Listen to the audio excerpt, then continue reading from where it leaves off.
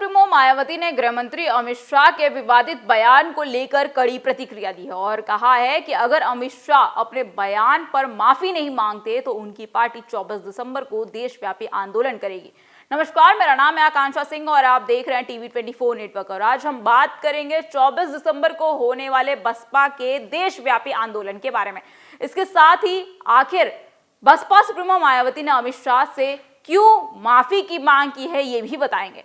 दरअसल 17 दिसंबर को अमित शाह के संसद में दिए गए एक भाषण के बाद इस विवाद की शुरुआत हुई, जहां राज्यसभा में संविधान पर चर्चा के दौरान बोलते हुए गृह मंत्री अमित शाह जवाहरलाल नेहरू की कैबिनेट से अंबेडकर के इस्तीफे के बारे में बात कर रहे थे।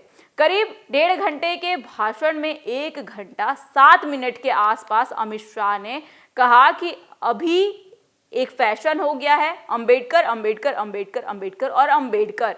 इतना नाम अगर भगवान का लेते तो 7 जन्मों तक स्वर्ग मिल जाता। उन्होंने कहा कांग्रेस पर निशाना साधते हुए कि हमें तो आनंद है कि अंबेडकर का नाम लेते हैं, लेकिन अंबेडकर का नाम सभी 100 बार से ज्यादा लो, परंतु अंबेडकर जी के प्रति आपका भाव क्या है ये मैं बताता हूं। अंबेडकर जी को देश की पहली कैबिनेट से इस्तीफा क्यों दे दिया गया, जिसके बाद इस पर संसद से लेकर सड़क तक राजनीति शुरू हो गई। और इस दौरान बसपा सुप्रीमो मायावती ने भी प्रेस कॉन्फ्रेंस कर अमित शाह के बयान को पूरी तरीके से अपमानजनक और अनुचित बताते हुए उनसे इस बयान को वापस लेने और पश्चाताप करने की मांग की है।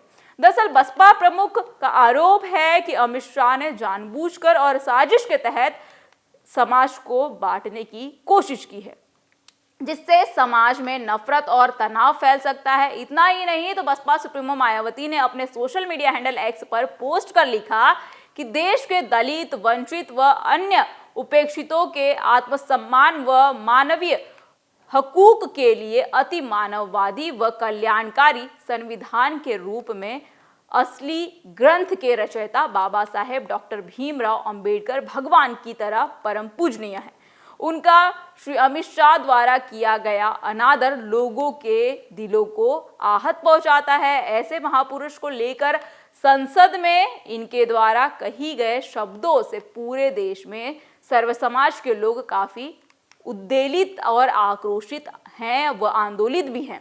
अंबेडकरवादी बीएसपी ने इस क्रम में उनसे बयान वापस लेने व पश्चाताप करने की मांग की है, जिस पर अभी तक अमल नहीं किया जा रहा है। ऐसे में मांग न पूरी होने पर फिर पूरे देश में आवाज उठाने की बात बीएसपी द्वारा कही गई है।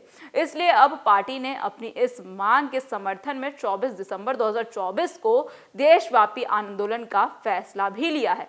उस दिन देश के सभी जिला मुख्यालयों पर पूर्णतः शांतिपूर्ण धरना प्रदर्शन किया जाएगा। दलित बहुजनों को अपने पैरों पर खड़े होकर आत्मसम्मान के साथ जीने के आजीवन कड़ा संघर्षों व आरक्षण सहित उनको अनेक कानूनी हक दिलाने वाले उनके सच्चे मसीहा बाबा साहेब के नहीं रहने पर उनके अनुयायियों का हित व कल्याण ही उनका सबसे बड़ा सम्मान है, जिसके लिए बीएसपी समर्पित है। अतः कांग्रेस, भाजपा आदि पार्टियां अगर बाबा साहेब का दिल से आदर सम्मान नहीं कर सकती तो उनका अनादर भी ना करें।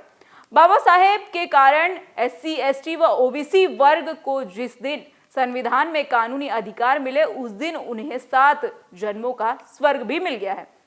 आगे बसपा सुप्रीमो मायावती ने लिखा कि बाबा साहेब का नाम लेकर उनके अनुयायियों के वोट के स्वार्थों की राजनीति करने में कांग्रेस व भाजपा आदि पार्टियां एक ही थैली के चट्टे पट्टे हैं। वह बाबा साहेब के आत्मसम्मान के कारणों को आगे बढ़ाने से रोकने के लिए सभी पार्टियां बीएसपी को आघात पहुंचाने के लिए षड्यंत्र में लगी रहती हैं। वास्तव में बाबा साहेब सहित बहुजन समाज के जन्मे महान संतों, गुरुओं, महापुरुषों को भरपूर आदर सम्मान केवल बीएसपी की सरकार में ही मिल पाया है, जो इन जातिवादी पार्टियों को हजम बिल्कुल भी नहीं है। खासकर सपा ने तो द्वेष के तहत नए जिले, नई संस्थाओं व जनहित योजनाओं आदि के नाम में भी बदलाव डाले हैं। आपको बता दें कि इस मामले पर भाजपा सरकार पर सिर्फ बसपा ही नहीं बल्कि दूसरी जो पार्टियां हैं वो भी नाराज हैं।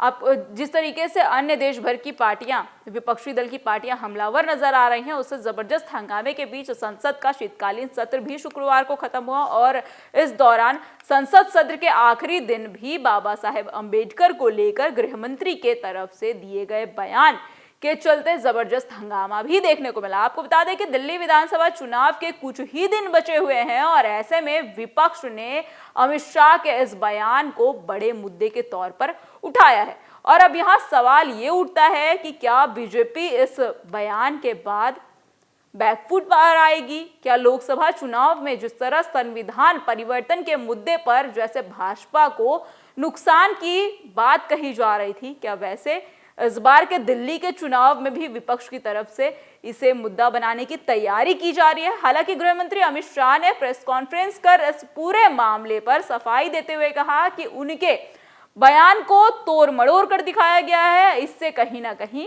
ये कहा जा सकता है कि इस बार पार्टी कोई भी चांस नहीं देना चाहती है। खैर, इस वक्त राजनीति में यह मुद्दा पूरी तरीके से गरमाया हुआ है और अब देखने वाली बात यह होगी कि क्या गृह मंत्री अमित शाह अपने बयान पर माफी मांगेंगे या फिर कोई और समाधान निकालेंगे। और गृह मंत्री अमित शाह अपने बयान पर माफी नहीं मांगते हैं तो क्या बसपा सुप्रीमो मायावती 24 दिसंबर को इस मुद्दे को मजबूती से उठाकर प्रदर्शन करेंगी या फिर नहीं? खैर, ये तो देखने वाली बात होगी, लेकिन ये खबर आपको कैसी लगी हमें कमेंट सेक्शन में कमेंट करके जरूर बताइएगा। इसी देश और दुनिया की तमाम खबरें देखने के लिए बने रहिए हमारे साथ टीवी 24 नेटवर्क के साथ।